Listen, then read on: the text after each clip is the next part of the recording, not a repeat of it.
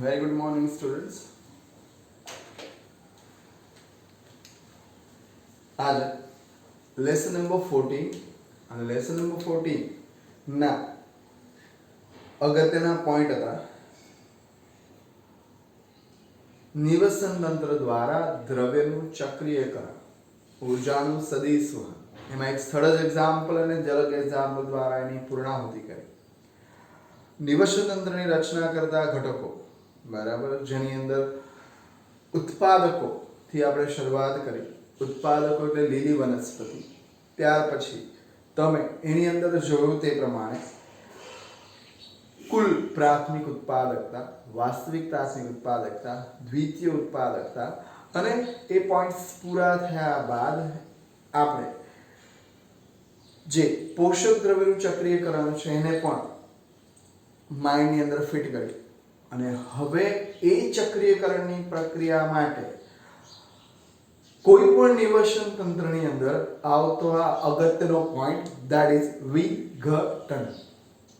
વિઘટન એક બેઝિક માનવ સ્વાસ્થ્યના સંદર્ભમાં અથવા માનવ પાચન તંત્રના સંદર્ભમાં કે XYZ પણ એક ઈઝી ટર્મ્સ જેને કારણે વિઘટનની સમજ પડે અને ઝડપથી એનો આઈડિયા આવે કે લેવાયેલા ખોરાકના ઘટકો જે મુખ ગુહામાં દાંત દ્વારા જ આપણે વિઘટનના પહેલા સ્ટેપની શરૂઆત કરીએ, જેમાં આપણે એને અવખંડિત કરીએ. ઇન શોર્ટ, લેવાયેલા ખોરાકના ઘટકોને દાંત દ્વારા ચ્યુ કરી અને ધીમે રહીને એના જટિલ સ્વરૂપમાંથી થોડા સરળ સ્વરૂપમાં ફેરવીએ. થોડા ત્યાર પછી એ ફૂડ આગળ ખસતો જાય. વિઘટન માટે અહીં થોડી ઘણી લાળ દ્વારા હેલ્પ મળે અને ત્યાંથી પછી સિસ્ટમમાં આગળ તરફ એટલે કે જઠરની અંદર દાખલ થાય. અને જઠરની અંદર ગયા બાદ એની અંદર ગેસ્ટ્રિક જ્યુસીસ એ જે થોડા સરળ બનેલા ખોરાકના ઘટકોને હજુ અગાઉ વિઘટિત કરવાની શરૂઆત કરે, તોડવાની શરૂઆત કરે, સરળ સ્વરૂપમાં ફેરવવાની શરૂઆત કરે. એની અંદર હેલ્પિંગ હેન્ડ થશે ગેસ્ટ્રિક જ્યુસીસ, એ બધું ખ્યાલ છે. અને ત્યાંથી પછી ફૂડ આગળ ખસતો જશે અને નાના આંતરડાના 3 ભાગોમાંથી શરૂઆતનો ભાગ પક્વાશયમાં આવશે. અને પક્વાશયની અંદર એ લેવાયેલા જેમ કે બાઇટ કરેલો રોટલીનો કે XYZ ફ્રૂટ્સ ઓર સો એ જટિલ સ્વરૂપો જ્યારે જઠર કે આંતરડાના પક્વાશયના ભાગમાં પહોંચશે ત્યારે એનું સ્વરૂપ બદલાઈ ગયેલું હશે, વિઘટિત થઈ ગયેલા હશે, તૂટી ગયેલા હશે, છિન્ન ભિન્ન થઈ ગયેલા હશે. અને હવે જે મેઇન વાત કે એટલા છિન્ન ભિન્ન થવા જોઈએ કે જેથી આપણા આંતરડાની દિવાલ કે આપણા શરીરના કોષો એને સરળતાથી રિસીવ કરી શકે, સરળતાથી શોષી શકે. અને એ શોષણની પ્રક્રિયા માટે તમે લેવાયેલા જટિલ ખોરાકના ઘટકોનું સરળ ઘટકોમાં રૂપાંતર થવું જરૂરી. કેટલા સરળ? એટલા સરળ કે જેને આપણા શરીરના કોષો સરળતાથી લઈ શકે. Okay, fine. આ આખી પ્રોસેસ આપણા પાચન તંત્રમાં થતા વિઘટનની મેં કીધી. અને પછી જે છેવટે અવિઘટિત પદાર્થનો ખ્યાલ છે, જેને પણ હજુ આપણે પ્રકૃતિને સોંપવાનો છે અને પ્રકૃતિ એને હજુ વિઘટિત કરશે. અને જે પૃથ્વી પરથી લીધેલા તમે દ્રવ્ય છે એ દ્રવ્ય તમારે પૃથ્વીને પાછા આપી દેવા પડે. ફાઇન. હવે ઓરિજિનલ વિઘટન કે જેની અંદર ઉત્પાદકો, પ્રથમ ઉપભોગી, દ્વિતીય ઉપભોગી, અલગ અલગ જૈવિક ઘટકોનું ધીમે રહી અને જટિલ સ્વરૂપમાંથી સરળ સ્વરૂપમાં રૂપાંતર થશે. તો થોડા નવા શબ્દ એડ કરું. વિઘટનનો પોઈન્ટ સ્ટાર્ટ થાય છે અને એની અંદર જટિલ કાર્બનિક પદાર્થો like my body, like plant, તો જટિલ કાર્બનિક પદાર્થો, સી ધેટ કાર્બનિક પદાર્થો એ શેનાથી બનેલા છે તમને આવડવું જોઈએ. Like glucose, like protein, like fat. તો આ બધી વસ્તુઓનો બેઝિક કોન્સેપ્ટ 11th ના 9th સ્ટાન્ડર્ડ 9 લેસનમાં છે. તો એની અંદર એવું કહેવામાં આવે કે protein it is made up by amino acid, lipid એટલે કે ફેટી એસિડ વત્તા ગ્લિસરોલ. અને તમે ધારો કે સ્ટાર્ચની વાત કરો તો ઇઝ રિલેટેડ વિથ મોનોસેકેરાઇડ. અને હજુ અંદર જાવ એટલે C6H12O6. We need that. આપણે જોઈએ છે C6, આપણે જોઈએ છે H12O6. એમિનો એસિડ આપણને જોઈએ છે. તો એ તો હાલ જટિલ સ્વરૂપમાં છે. તો એ જ જ્યારે ઉત્પાદકો એટલે કે લીલી વનસ્પતિ, એ જ રીતે પ્રથમ ઉપભોગી, એ જ રીતે દ્વિતીય ઉપભોગી, બધા જ સજીવોના મૃત્યુ થશે અને મૃત્યુ બાદ એમનું જે જટિલ દેહ છે અથવા એમનું જે જટિલ સ્વરૂપ છે એ જટિલ સ્વરૂપ ધીમે ધીમે ધીમે સરળ સ્વરૂપમાં ફેરવાશે. સરળ એની અંદર અજૈવિક પરિબળો જાણીએ અજાણીએ સારો એવો ભાગ ભજવી જાય અને વિઘટનની આ પ્રોસેસ થવી જ જોઈએ. જો એ ન થાય તો પોષક દ્રવ્યનું ચક્રીયકરણ અટકી જશે અને એ ચક્રીયકરણ અને આખી પૃથ્વી પર જે ચોક્કસ પ્રકારના દ્રવ્યનું એક ચક્ર ચાલવું જોઈએ એ ચાલવા માટે વિઘટન થવું જરૂરી છે. વિઘટન એટલે તો કે જટિલ કાર્બનિક દ્રવ્ય. તમને એક્ઝામ્પલ આપ્યું આપણા બોડીનું, આમ એટમોસ્ફિયરનું એટલે કે ઇકોસિસ્ટમનું જે હવે સ્ટાર્ટ થયું જટિલ કાર્બનિક પદાર્થ એટલે કે પ્લાન્ટ કપાઈ ગયો કે પ્લાન્ટના પર્ણ જે છે, ડાળીઓ જે છે, ફ્રૂટ્સ જે છે એને આપણે કહીએ જટિલ કાર્બનિક દ્રવ્ય. એને શું તો કે સરળ કેવા સીધા સરળ અકાર્બનિક આ મેઇન છે. અકાર્બનિક એટલા માટે કે સપોઝ અહીંયા લઈ લઈએ કે પ્રોટીન, તો protein is made by amino acid. તો એમિનો એસિડ એટલે carbon, hydrogen, oxygen, nitrogen, sulphur આવા ઘટકો જેના બંધારણમાં બદ્ધ છે પણ એને તોડવા પડશે અને તોડવાની પ્રક્રિયા ઇટ ઇઝ કોલ્ડ વિઘટન. એટલે ફરી બોલી દઉં, જટિલ કાર્બનિક દ્રવ્યનું સરળ અકાર્બનિક પદાર્થોમાં અથવા ઘટકોમાં રૂપાંતર થવાની ઘટનાને શું કહેવામાં આવે? વિઘટન. અને હવે વિઘટનની પ્રક્રિયા જે છે એ કંઈક સરળ નથી, એ અલગ અલગ ચરણોમાં છે અને મોટે ભાગે આપણે 4 ચરણ અથવા 5 ચરણ ડિસાઈડ કર્યા છે તો એ ઈઝીલી પતી જશે. કે સૌથી પહેલું એ છે અવખંડન, જે મેં તમને કીધું ચ્યુઇંગની પ્રોસેસ આપણા પેલું ને. હવે અવખંડનની વાત કરીએ તો હું તમને એક્ઝામ્પલ આપું. લાઈક કોઈક એનિમલ કે પ્લાન્ટ મૃત્યુ પામે છે, તેની બોડી પૃથ્વીની સપાટી ઉપર પાણીમાં પચી જાય, પૃથ્વીની સપાટી ઉપર પડશે અને પૃથ્વીની સપાટી ઉપર ધીમે રહીને અલગ અલગ અજૈવિક પરિબળોની અસર હેઠળ શું કે એનું શું કે ડિગ્રેડેશન એટલે કે વિઘટનની શરૂઆતનું પહેલું ચરણ દાખલ થશે અને અવખંડન. હવે અવખંડનમાં એ બોડી ઉપર નાના નાના સૂક્ષ્મજીવો, નાના નાના કીડી, મંકોડા કે બીજા કોઈ અન્ય પ્રાણીઓ એ બોડીને ખાવાનો પ્રયત્ન કરશે અને એને કારણે જે જટિલ દેહ છે એ ધીમે રહી અને અવખંડિત થશે. સાદી ભાષામાં એના ટુકડા થઈ જશે અને અવખંડનની પ્રોસેસમાં મૃતભક્ષી સજીવો, અહીં એક્ઝામ્પલ લીધું છે અળસિયું, એ સિવાય પણ ઘણા બધા ભરવાડ છે, બીજા અંદર તમે માટી ખોદકામ કરતા હો તો તમને જાત જાતના સજીવો મળી આવે. એ જટિલ ઘટકોને સીધા કેવા કણોમાં, નાના નાના કણોમાં ડિસ્ટ્રોય કરશે. એમાં કીડી પણ આવે, મંકોડા પણ આવે, કરોડિયા પણ આવે. તમે કોઈ પણ બોડી પડી હોય તમે એને જોશો એ સરળતાથી અવખંડિત થશે. ઇટ્સ ટેક અ ટાઈમ પણ થશે ખરી. ચાલો શું થયું? એટલે મૃતભક્ષીઓ દ્વારા એ જટિલ ઘટકોનું અવખંડન થશે, ટુકડાઓ થશે, નાના કણમાં રૂપાંતર થશે. હવે એ નાના કણ તો હજુ એટલા સરળ સ્વરૂપમાં ફેરવાવા જોઈએ કે જે કોઈ એને ઉપયોગ કરી શકે.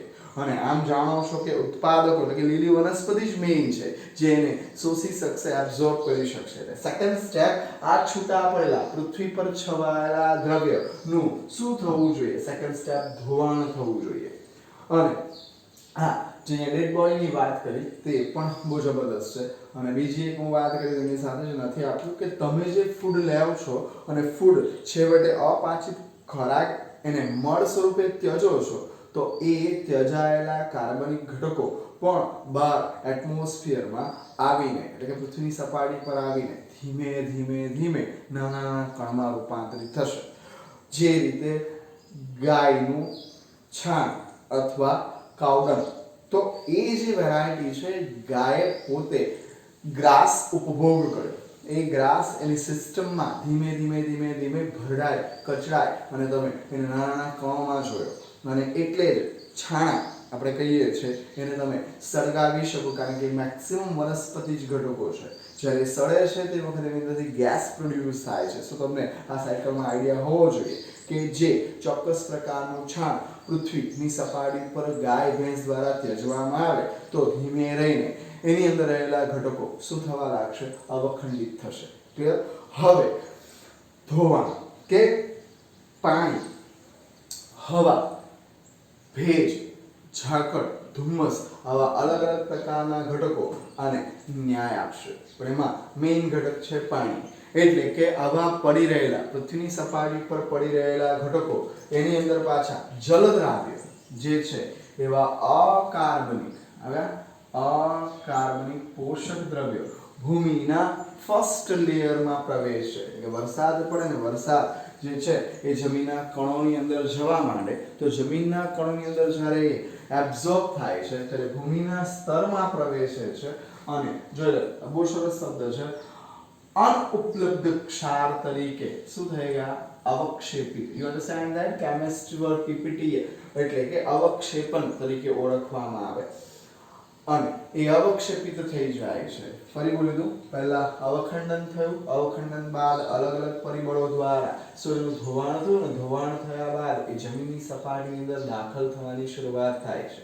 તમે જમીન ઉથલપાથલ એટલે જ કરો છો કે જમીનના ઉપરના લેયરમાં આવેલા કાર્બનિક કામના પદાર્થો એ ધીમે ધીમે જમીનની અંદર દાખલ થાય ઉથલપાથલ થવાથી ખેડ કરવાથી જેથી એના સડવાના અને વિઘટનના સારામાં સારા ચાન્સ ઊભા થાય. સો નેક્સ્ટ અપચયની પ્રોસેસ. હવે આ ન આવડે તો પછી નકામ. ચય એટલે સંશ્લેષણની પ્રક્રિયા, અપચય એટલે વિઘટનની પ્રક્રિયા. જે કંઈ બન્યું છે ને તૂટવું તે અને અપચયની પ્રક્રિયાની અંદર જોઈ શકો તમે અપચયની પ્રક્રિયામાં ભાગ લેશે બેક્ટેરિયા, એમાં ભાગ લેશે ફૂગ અને અન્ય વિઘટકો. ખ્યાલ છે જમીનની અંદર બધા રેડી જ હોય છે અને એ ચોક્કસ પ્રકારના મૃત અવશોષિત ઘટકોને મૃત ડેડ થઈ ગયેલા ઘટકો ને શેમાં સરળ આવી ગયો શબ્દ અકાર્બનિક જે જટિલ કાર્બનિક પદાર્થ એ ધીમે રહીને કયા સ્ટેપ ઉપર થર્ડ સ્ટેપ ઉપર અકાર્બનિક. હવે અકાર્બનિક ખબર હોવા જોઈએ carbon hydrogen oxygen nitrogen sulphur phosphorus so and so. તો આવા ઘટકોની અંદર ફેરવવાની પ્રક્રિયાને શું કહેવામાં આવે અપચય વિઘટનની પ્રક્રિયા તરીકે ઓળખવામાં આવશે. અને એની અંદર બેક્ટેરિયા ફૂગ અન્ય વિઘટકો એ મૃત જે અવશોષિત ઘટકો જે શોષણ ન પામ્યા એવા ઘટકોને હજુ પણ ડિસ્ટ્રોય કરશે. ઉપકરણ પરમાણુ અણુ સુધીનું વિઘટનની શું કે તૈયારીઓ કરશે. અને આ બધા જ તબક્કા મોટે ભાગે કેવા તો કે એવું નહીં કે એક થઈ ગયું પછી અટકી ગયું, સ્ટેપ બાય સ્ટેપ પણ કન્ટિન્યુ ચાલતા હોય. આપણે સમજવા માટે આવી રીતે સ્ટેપિંગ કરીએ છીએ. ખાતર નિર્માણ અને ખનિજીકરણ આ સૌથી અગત્યની પ્રક્રિયા. આપણે કહીએ કે જમીનની અંદર પોષક તત્વ ખૂટે છે, આપણે આ વસ્તુ કરવી પડશે. એની અંદર આ ક્ષાર ખૂટે છે, આપણે એનપીકે ખાતર નાખીએ તો ક્યાં ગયું? કારણ કે આપણે હાર્વેસ્ટિંગ એટલે કે પાક લણી લીધો અને પાકની વૃદ્ધિ માટે જમીનની અંદર રહેલા આવા ચોક્કસ પ્રકારના અકાર્બનિક અને કાર્બનિક ઘટકોનું કોમ્બિનેશન વનસ્પતિએ યુટિલાઇઝ કર્યું એટલે કે વનસ્પતિએ વાપર્યું પોતાના જીવન નિર્વાહ માટે અને પછી એને આપણે લણી અને આપણા ઉપભોગ માટે લીધું. તો જમીનની અંદર તો એ દ્રવ્ય ઓટોમેટિકલી ઓછા થતા જાય છે. તો એના માટે તમારે અમુક સમયાંતરે આવા ચોક્કસ પ્રકારના વિઘટિત દ્રવ્ય એટલે કે ખાતર અંદર એડ કરવું પડશે. અને એના નિર્માણ માટેની પ્રક્રિયા પણ જાણો છો આપણે કેટલીક વાર આખો પાક જમીનની અંદર દબાવી દઈએ છીએ અને દબાવી દીધા બાદ વિઘટનની પ્રક્રિયા દ્વારા એને ખૂટતા એટલે કે જમીનને ખૂટતા દ્રવ્ય એ ત્યાં ભરપાઈ થતા જશે. અને ખાતર નિર્માણ અને ખનિજીકરણ એટલે એની અંદર ક્ષારની પ્રક્રિયાઓ જમીનમાં આવી ગયું વિઘટન દરમિયાન ચાલતી રહેતી પ્રક્રિયાઓ છે. સો પ્રોસેસ પણ એ ચાલતી રહેતી હોય છે. અને છેવટે ખાતર નિર્માણ આ જ મેઇન છે કે છૂટા પડેલા ઘટકો એ અકાર્બનિક ઘટકો ખાતર ફોર્મમાં આવવા જોઈએ અને સેન્દ્રીયકરણ દ્વારા ગાઢ રંગના આવી ગયું ખાતર તમે જોયું હશે અથવા તો કાર્બનિક દ્રવ્ય છૂટા પડતા જોયા હશે તો એ શું કે અસ્ફટિકમય પદાર્થો, સ્ફટિક નહીં અસ્ફટિક અને એકદમ ગાઢ રંગના. તમે આમ પણ કોઈ ખાતર ને પાણી સાથે સબમર્જ કરો તો તમને બ્રાઉનિશ કલરનો પદાર્થ જોવા મળશે. સેન્દ્રીયકરણ દ્વારા ગાઢ રંગના અસ્ફટિકમય પદાર્થોનું નિર્માણ થશે. એ ખાતર બન્યું એવું કહી શકાય. અને સૂક્ષ્મ જીવાણુઓ દ્વારા થતી પ્રક્રિયા અતિશય ધીમા દરે ચાલે છે અને ખાતર એ કલીલ અને પ્રકૃતિ ધરાવતા હોવાથી કલીલ યુ અન્ડરસ્ટેન્ડ ધેટ કેમિસ્ટ્રીનો શબ્દ છે એ કલીલ એટલે આપણે એને ઝડપથી શું કે ડિસ્ટ્રોય નથી કરી શકતા, પણ એ દ્રવ્ય વનસ્પતિ માટે સારા છે. કલિલ પ્રકૃતિ ધરાવતા હોવાથી પોષક દ્રવ્યના સંચય સ્થાન તરીકે વર્તે છે. પોષક દ્રવ્ય આ બધા તમને છેવટે જમીનની ઉપલી સપાટી પર મળી આવશે, જેને કાર્બનિક સ્તર તરીકે ઓળખવામાં આવે, હ્યુમ્સ તરીકે ઓળખવામાં આવે. અને છેવટે ખનિજીકરણ, ખાતર ફરીથી કેટલાક સૂક્ષ્મ જીવાણુઓ દ્વારા વિઘટિત થશે અને અકાર્બનિક પોષક દ્રવ્ય મુક્ત કરશે. અને અકાર્બનિક પોષક દ્રવ્ય મુક્ત કરવાની પ્રક્રિયા એને શું કહેવામાં આવશે? ખનિજીકરણ. આ સિમ્પલ પ્રોસેસ છે, જેની અંદર ચોક્કસ પ્રકારના વિઘટનો દ્વારા પૃથ્વીની સપાટી ઉપર જરૂરી એવા કાર્બનિક અને અકાર્બનિક દ્રવ્યોનું કોમ્બિનેશન જળવાયેલું રહેતું હોય છે. અને આ પતી જાય એટલે આપણા નિવસન તંત્રના મેઇન ભાગો પૂરા થયા એવું કહી શકાય. અને ત્યાર પછી શક્તિ પ્રવાહ અને શું કે જે એના 4 ઘટકો છે, એટલે કે ઉત્પાદકો પછી જોવાના છે, ઉપભોગીઓનો પ્રથમ, દ્વિતીય અને છેવટે વિઘટકોની થોડી ચર્ચા, અને ત્યારબાદ પિરામિડ તરફ આપણે જઈશું. Thank you.